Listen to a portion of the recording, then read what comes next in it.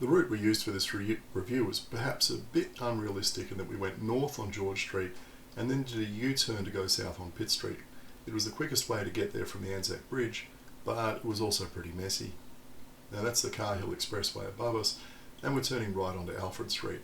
This has changed a lot with the introduction of the light rail, and we had to be careful crossing the tram tracks and looking out for trams. I would normally use Pitt Street to get to the office, but I haven't been out of town for months. I think a much better route is to go up Hickson Road and then duck into Barangaroo, and simply because riding around the water there is a great way to start the working day, or any day for that matter. Just remember to climb the hill and take a photo of the Harbour Bridge. From there, my route to work would normally take me under the Harbour Bridge and up George Street to a sneaky little lane called Daly Street. If you go that way, you pop out onto Pitt Street just past where the cycleway starts, or ends. I guess if you want to go east-west along Alfred Street, the trick is to ride on what I'll call a plaza between the planter boxes on the southern side. We missed that completely when we rode through. I don't know how council could signpost that better, but it certainly needs thinking about. When we did this ride, the cycleway was one way, but it has since been made bi-directional. We all agreed it was a good width, well marked and nicely surfaced cycleway. We weren't sure about the purpose of the section to the right between the footpath and the edge of the cycleway. Has council got plans for this? Planter boxes or something else?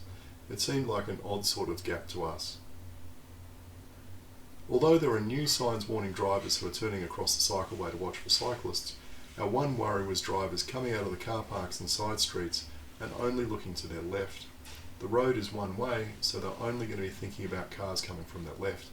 They might not turn and look for cyclists coming from their right.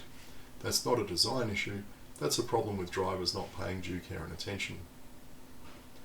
Personally, I just wish there was a similar cycleway on King Street that would allow me to turn right and get up to our office on George Street. To sum up, this is a good quality cycleway.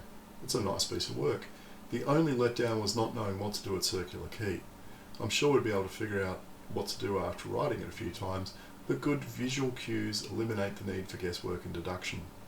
There's also the worry of drivers racing past and then turning into streets or car park across the path of cyclists, or exiting car parks without looking to the right.